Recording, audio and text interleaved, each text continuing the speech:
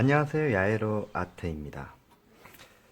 오늘은 이제 그 유화 인문에 대해서, 뭐, 인문뿐만 아니고, 유화, 이게 그림에 대해서 우리가 처음에 그릴 때 이론 수업도 하고, 뭐, 기술적인 것도 많이 교육을 하고, 그런 것보다는 그림이 잘 안 되고, 또 뭐, 왜 그림이 부족한가, 왜 나는 왜 실력이 없는가, 뭐, 여기에 대해서 고민들을 많이 하시는 것 같아요. 근데 이제 문제는, 제가 그 원인이 뭔가 곰곰이 생각을 해봤습니다. 보니까, 어, 관찰하는 방법을 잘 못하는 것 같더라고요, 보니까. 그래서 보통 그렇잖아요. 이 책에, 미술책이라든지 이런 걸 보면은 그렇게 많이 쓰여 있어요.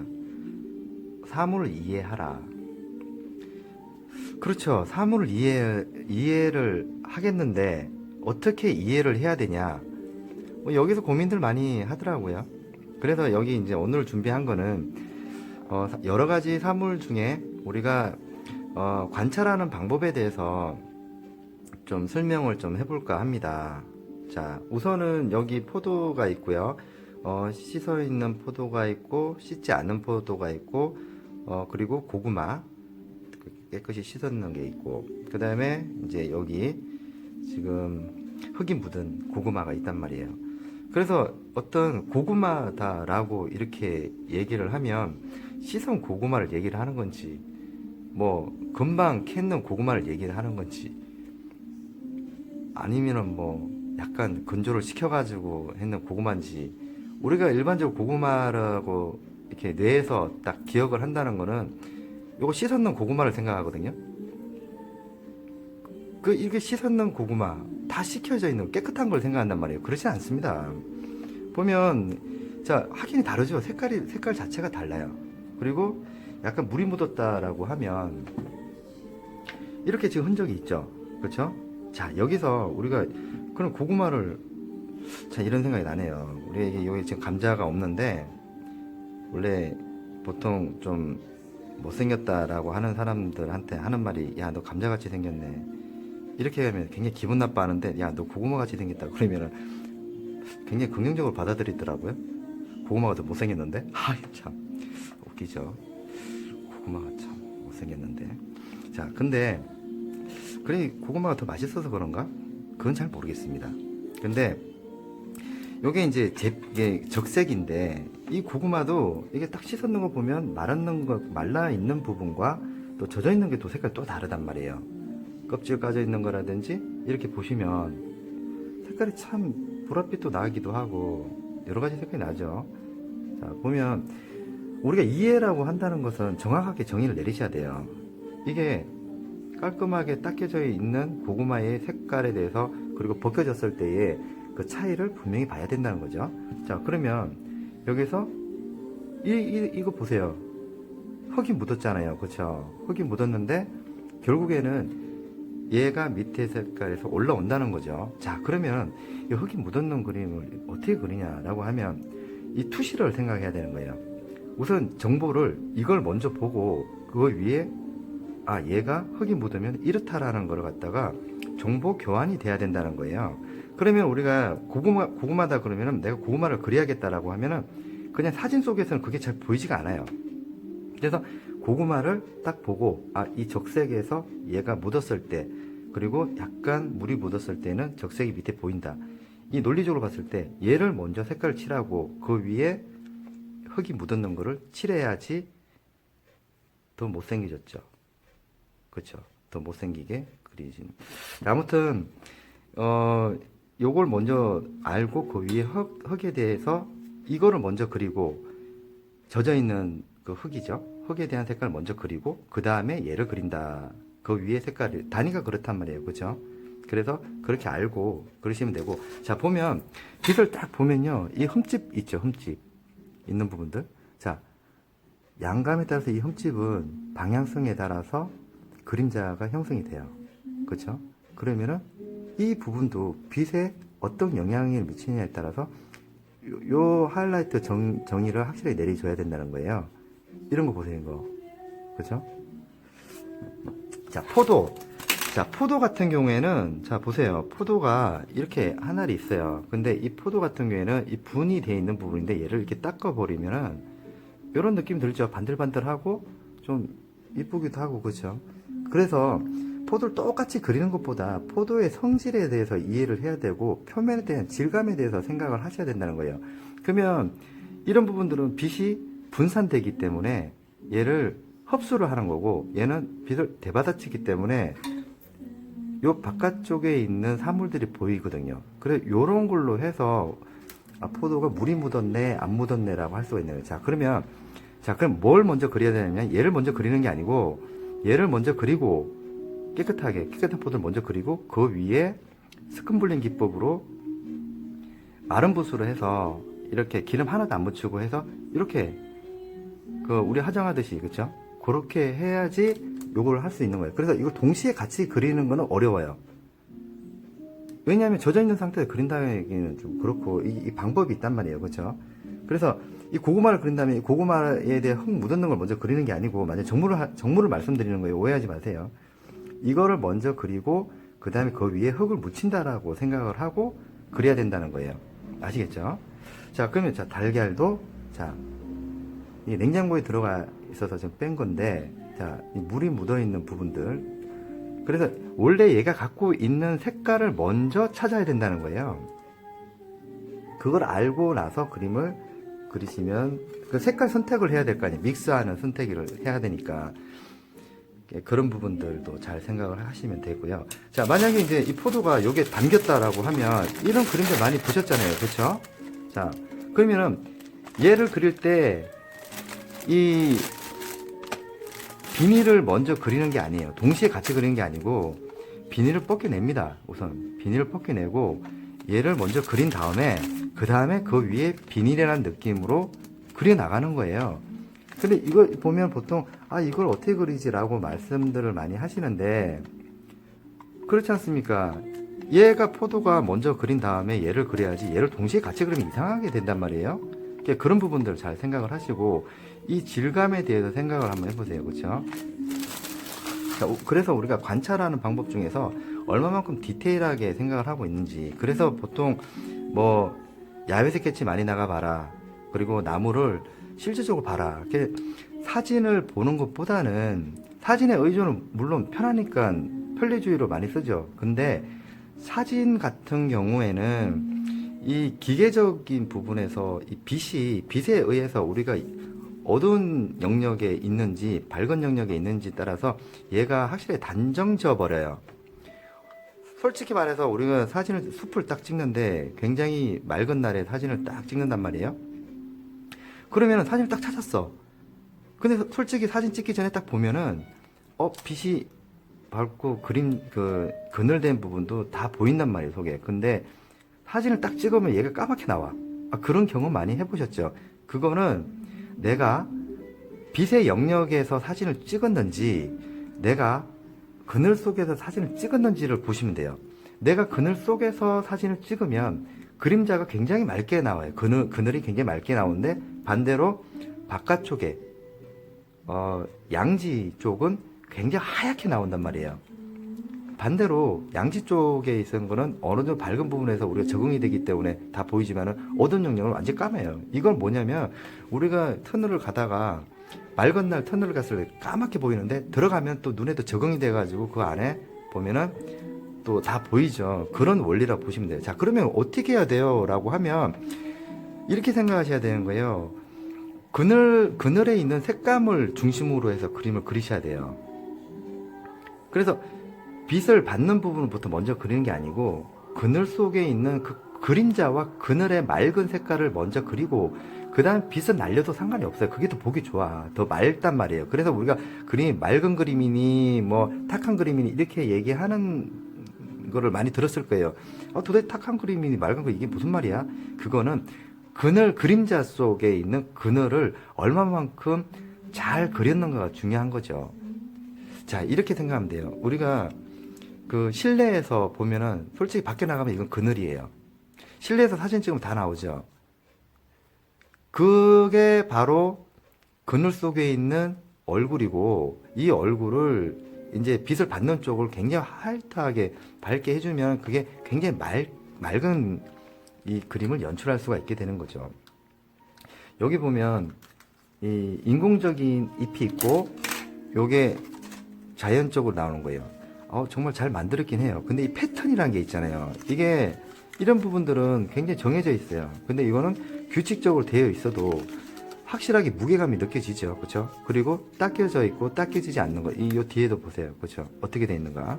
그러면 여기에 있는 속에 이걸 종합적으로 분석을 해서 여기에 색깔을 맞추는 게 제일 좋아요. 그래서 자기가 색깔을 어떻게 잎은 어떻게 만들어주고 어떤 색깔을 해요? 이렇게 되면 얘를 딱 따서 물감을 한번 칠해보는 거예요. 여기에 물감을 칠해보고 이게 색깔이 비슷하다 그러면 색깔인 계열 아닙니까? 그러면 이제 한번 칠해보고 얘가 흡수가 되면 그럼 얘의 색깔이고 요 뒤집어가지고 얘의 색깔을 유화로 한번 색감을 한번 내부어서 얘가 흡수가 되면 색이 흡수가 되면 그건 맞다는 거잖아요.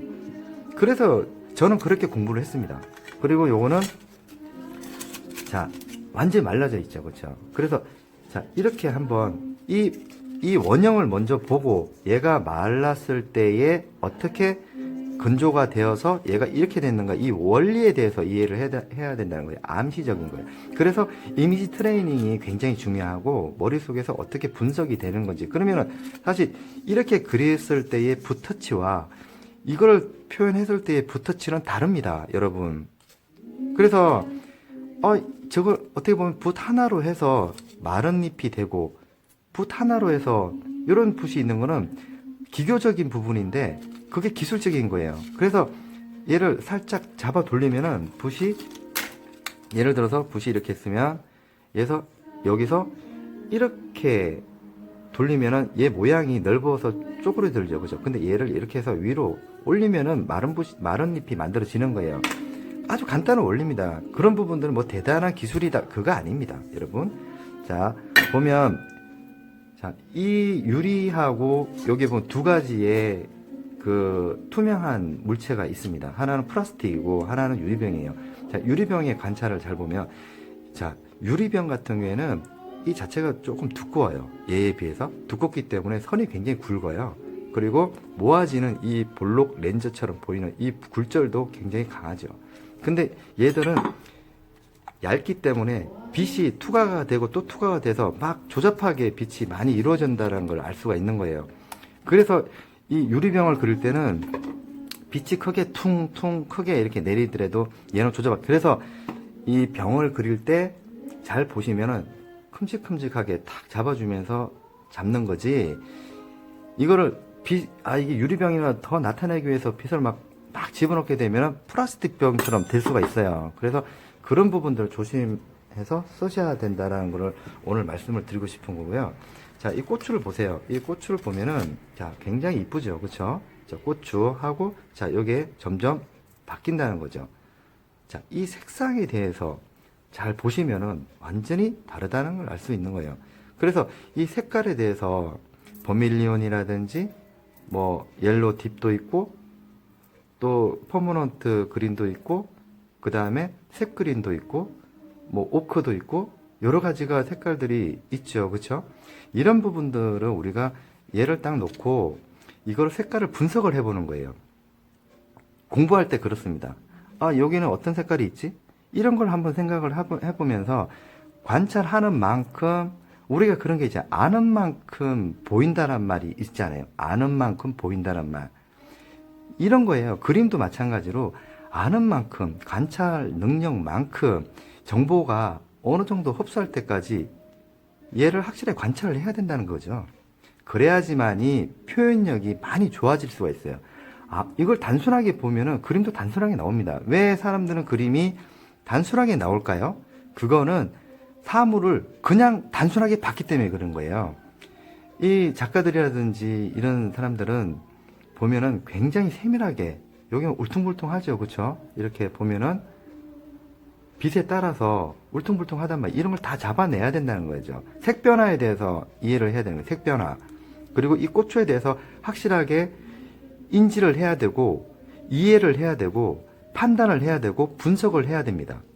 그래서 색깔을 찾아내야 되는 거예요. 자세히 보면 이게 투명하단 말이에요. 그쵸? 이 투명 정도에 따라서 우리가 색깔을 낼 때 깊이 있는 그림을 그리고 싶으신 분들 많지 않습니까? 그런 분들을 위해서 꼭 제 요에 대한 설명을 이해를 했으면 좋겠어요.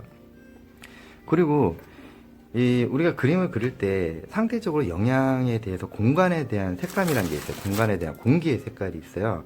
이 주변에 어떤 색깔에 있는 거에 따라서 영향을 굉장히 많이 받게 됩니다. 공기에 대한 색깔이라는 게 있어요.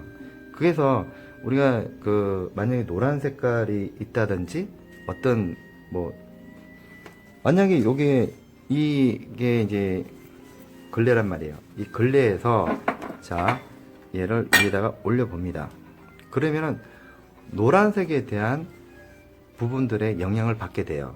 그러면은 1차적으로 얘를 완전히 분석을 하고 2차적으로 주변에 있는 색깔들이 뭐가 있는지 우리는 판단을 해야 된단 말이야.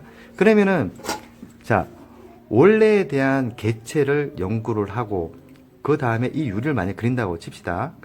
그리고 그 다음에 이 손에 대해서 굴절되는 그 강약에 대해서 우리는 알아야 되고요. 빛이 어디서 오는가에 따라서 반사되는 범위를 알 수가 있게 되는 거예요. 그러면서 주변에 어떤 색깔이, 어떤 컬러가 존재하는가에 따라서 거기에서 미치는 영향이 굉장히 크죠. 여기 보면은 밥그릇이 있단 말이에요. 자, 밥그릇 스텐 같은 경우에도 여기서 얘를 비친다라고 비쳤을 때 보이죠? 그렇죠? 이거에 따라서 얼만큼 선명하게 그리느냐에 따라서 이 스텐이 깨끗하고 맑은 거를 그릴 수가 있게 되는 거죠. 오래된 거는 조금 더 연하게 그리시면 되죠. 자, 스텐을 공부를 하면요, 물 그림을 그릴 수가 있게 되는 거예요. 반영되는 걸 그릴 수가 있게 되는 거죠. 자, 그러면은, 자, 여기와 여기의 차이를 보시면, 얘는 반짝 그림이 흡수가 많이 되는 부분이고, 얘는 반 정도 흡수가 돼요. 그죠? 대받아치는 성질과 어느 정도의 흡수하는 어떤 물질을 가지고 있죠. 자, 그러면 여기다 얘를 담는다라고 보세요. 자, 그러면 주변의 색깔이 바뀌어요. 자, 색깔이 바뀌죠. 그쵸? 어떤 색깔에 따라서 영향을 받게 되는 거죠. 자, 여기 주변에. 그러면 이 그릇에, 내가 그렇잖아. 이 그릇을 그리고 싶은데, 여기에 고추 같은 걸 담고 싶어요. 라고 하잖아요. 자, 그건 연출이죠. 자, 그러면 고추를 그렸을 때 색변을 알아야 되는 거예요. 얘가 가지고 있는 연두 색깔이 이 주변의 색깔도 같이 연결되어 있다는 거예요. 자, 얘가 다 보면 색깔이 바뀌는 거죠. 그럼 이 주변에 노란 색깔이 있으면 노란 색깔로 바뀌는 거예요. 그러면서 이 공간에 대한 색깔을 지배를 하는 거죠. 자, 그래서 우리가 공부를 할 때, 그림 공부를 할 때, 물론 색깔 저번에 배합하는 그 과정에 대해서 제가 설명을 드렸잖아요. 자, 그러면은 드렸으니까 이번에는 이제 관찰하는 방법, 관찰을 어떻게 하는가, 여기에 대해서 오늘 설명을 드린 겁니다. 그래서 한번 우리가 사과를 먹더라도, 과일을 먹더라도 한번 멈추고 얘를 보는 거예요. 내가 포도를 먹겠다라고 하면, 포도 한번 먹어봐야지. 잠깐. 포도가 이래 생겼구나. 이 주변에 어떤 영향을 미치는가. 그리고 물을 묻었을 때에 어떻게 물방울을 그려 나가는가. 그래서 보면은 물방울이니 뭐니 그런 기법이 따로 있나요? 라고 하는데, 그런 것보다는 자기가 직접 물방울이 어떻게 생긴가 색변화를 아시면 되는 거예요. 반짝이니까 물방울에 대해서 맺히는 느낌이 이렇구나라는 걸 알 수가 있는 거죠. 자, 여기 보면 물방울이 있죠. 자, 물방울이 있습니다. 그렇죠? 이 물방울을 어떻게 관찰해보면 돼요. 관찰해보면 돼. 그러면은 보통 우리가 물방울이 이렇게 있으면은 물방울이 위에 딱 있단 말이에요. 그렇죠? 자, 물방울이, 그러면 이 물방울이, 자, 요렇게 동그랗게 이게 원이 되어 있는데 얘가 돌아가면서의 물방울의 자연스러움이 있는 거예요. 자, 이렇게 되면 물방울이 이렇게 생겼고, 이렇게 되면 보여지는 거 보세요. 밑에가, 자, 물방울을 보면 밑에가 반영이 돼서 반사가 된단 말이에요. 그쵸? 이렇게. 자, 요게 반짝이, 하이라이트 보이죠? 그쵸? 자, 밑에 물방울의 밑에 그림자 있죠? 그쵸? 요게 중요한 거죠. 요게 답이죠, 요게. 그래, 요걸 요대로 그냥 그리시면 되는 거예요. 요 색깔. 그리고, 자, 빛이 지금 이쪽에서 온단 말이에요. 그러면은, 빛이 오는 방향의 하이라이트가 일정해야 됩니다. 그림자도 일정해야 되고. 그냥 보통 빛이 어디서 오는지, 그림자가 어디서 오는지, 그런 거 뭐 물방울이다 해가지고 그냥 뚝뚝뚝 찍는 게 아니에요. 빛이 오는 정확한 위치, 그리고 그림자가 요 속에서 아무리 작더라도 빛은 일정해야 됩니다. 그래서 그런 부분들 염두해 두시고요. 그래서 오늘은 이게 도움이 얼만큼 될지 모르겠지만은 좀 이렇게 관찰하는 부분에서 좀 더 심도 있고 좀 더 집중적으로 자기가 그릴 대상이라면 한번 좀 풍경도 직접 가서 찍고, 그리고 사진을 찍어 보고 나서 그 다음 한번 비교도 한번 해보고, 시간대도 보고 계절별로도 보고, 그 다음에 빛이 어느 부분에서 와서 어디로 가는지도 보고, 그리고 아침에 대한 색상과 점심때의 색상과 저녁의 색상은 해의 어떤 그 뜨는 것과 지는 것에 대해서 색깔이 또 다르지 않습니까? 아침에는 약간 푸르게, 왜냐하면 공기가 무거워져서 밑으로 내려가서 전체 푸르게 보여지는 거고, 이 해가 졌을 때는 이게 건조하니까 이 붉게 만들어지는 거죠. 이 노을에 대한 색깔. 그 모든 사물이 그 빛의 영향을 받게 되는 거고, 그리고 그 빛에 따라서 그 주변의 물질들의 색깔에 영향을 받게 되는 거고, 이 질감에 따라서, 질감과 형에 따라서 또 달라진다는 것을 꼭 말씀드리고 싶습니다. 그래서 네, 여기까지 오늘은 관찰하는 방법에 대해서 설명을 드렸습니다. 좀 도움이 좀 많이 되셨다면 구독 좀 눌러주세요. 구독 좀 눌러주셔가지고 더 많은 또 그 좋은 정보를 또 드리겠습니다. 오늘 또 이렇게 이 도움 좀 됐는데 야 이거 괜찮다. 그럼 좋아요 한번 눌러주시고 계속 또 제 채널을 또 계속 보면은 좀 많은 정보가 있을 겁니다. 구독 눌러주세요. 네. 자, 다음번에는 이제 요거 하나하나를 또 분석을 해서 저번에 그 모체색 5가지, 6가지에 대해서 색을 나눴지 않습니까? 그 6가지의 색깔로 요 단순하게 그림을 그려내는 그 과정에 대해서 한번 또 설명을 또 디테일하게 한번 보여드리도록 하겠습니다. 감사합니다. 야에로 아트였습니다.